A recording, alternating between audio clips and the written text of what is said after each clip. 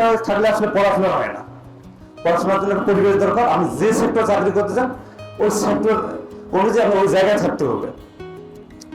তো বাসায় কিন্তু আমার প্রচুর বই, টেবিলে বিছানা সব জায়গায় শুধু বই, কিন্তু ওই পড়াশোনা আসলে কোনো কাজে লাগে না।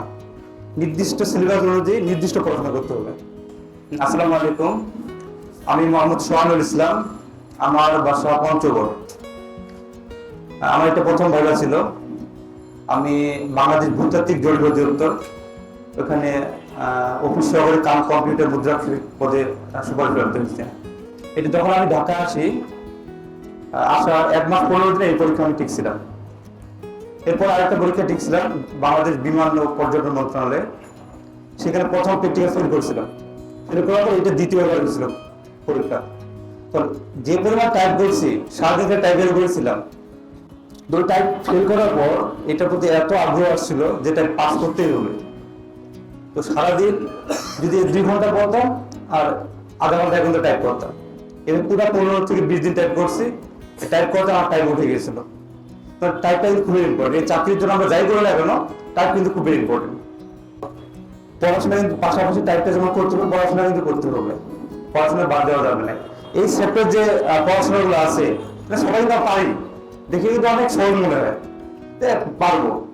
কিন্তু আসলে রিটেন এক্সাম হচ্ছে আপনার জানতেই হবে, এটা একবারে ক্লিয়ারলি জানতে হবে।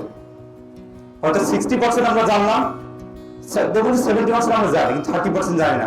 সেই 30% জানার জন্য আমাদের প্রচুর পরিশ্রম করতে হবে। পরীক্ষায় 70% মার্ক পাওয়া যতটা সহজ, সেটা 10% মার্ক পাওয়া কিন্তু অতটা সহজ না। এই জন্য প্রচুর পরিশ্রম করতে হবে। আমি বলি, আমি যখন আসি ঢাকায় আসলাম 2023 সালে, একদিনের জন্য শুধু আসলাম যে আমি পরীক্ষা দিই ঢাকায়। অ্যাপ্লাই করা ছিল যে আসি। আমার এক বন্ধু ছিল আলিফ, পঞ্চগড়ের বছর কাস্টমসে ছিল। তো ওর সাথে আমি পরীক্ষা দিতে আসি। আসে দেখি যে সমস্ত কোচিং সেন্টার সব ঘুরে দেখলাম। তো ঘুরে দেখার পর আর যেদিন পরীক্ষা দিতে আসি সন্ধ্যায়, সেদিন ঘুরে দেখলাম আর কি, পরদিন সকালে পরীক্ষা। তো পরীক্ষা দিয়ে চিন্তা করলাম যে সবার যে চাকরি হচ্ছে, তা আমিও ঢাকা আসবো, বাসা থেকে কমপ্লিট করে আবার আসবো। তো দুর্ভাগ্যবশত সেদিন আমি বাসায় গেছিলাম, যা শুধু পৌঁছাই যে আমাদের নিজের বাসায় যায়নি। তো হঠাৎ করে আমার বাবা স্ট্রোক করে মারা গেছিল।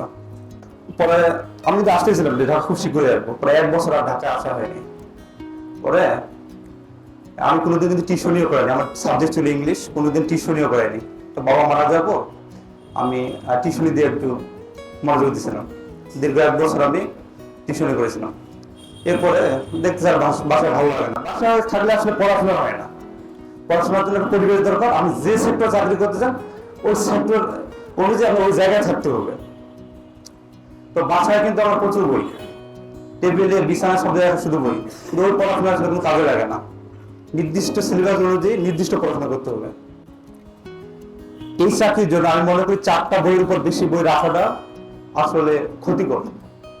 অনলি 4টা, বাংলা, ইংলিশ, গণিত, ম্যাথমেটিক্স, এই চাকরির জন্য যেগুলো প্রয়োজন সেগুলো। এর বাইরে পড়লে বিপদ। এগুলো বারবার রিভিশন। দেখবেন যে 3 মাসে আপনার সিলেবাস কভার হবে, এরপরে শুধু আপনার রিভিশন দিবেন। এতে দেখবেন যে যতই রিভিশন দিবেন আপনার ততই চাকরি সহজ হয়ে যাবে।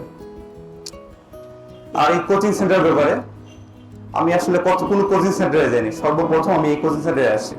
এক ভাই বললো যে এখানকে ওই যে বললো যে টেবিল চেয়ার সহ চাকরি হয়, তো ওই সময় আমি আসলাম, স্যারদের সাথে কথা বললাম, যে স্যারদের গুলো দেখলাম অনেক আন্তরিক। আমি একদিন না আসলে স্যার আসলে টেস্ট করতাম, এই তুমি কোথায় আসলে কেন, পরদিন আবার চলে আসতাম হয়ে স্যার কিছু বলে কিনা। আবার কোচিং এর সময় দিয়েছিলাম, প্রথম 3 থেকে 6 মাস প্রচুর সময় দিয়েছিলাম। আর আমাদের এখানে যে ক্লাসগুলো আছে, বিশেষ করে হাফিজ স্যার, শাহিন স্যার, এতে ক্লাস আপনি অবশ্যই 3 মাস করবেন। হাফিজ স্যারের ক্লাস অবশ্যই 3 মাস করতে হবে, কারণ স্যারের যে টেকনিক অসাধারণ। আমরা যতটুকু জানি স্যার আসলে আমাদের সেই জায়গাটাকে আরো বাড়িয়ে দিবে, এটা আমরা অনেক উপকৃত হলাম। এই বলে আসলে আমি শেষ করছি। আপনার জন্য শুভকামনা। আপনার আসছেন, সবাই চাকরি হবে। আজকে না, কালদিন চাকরি হবে।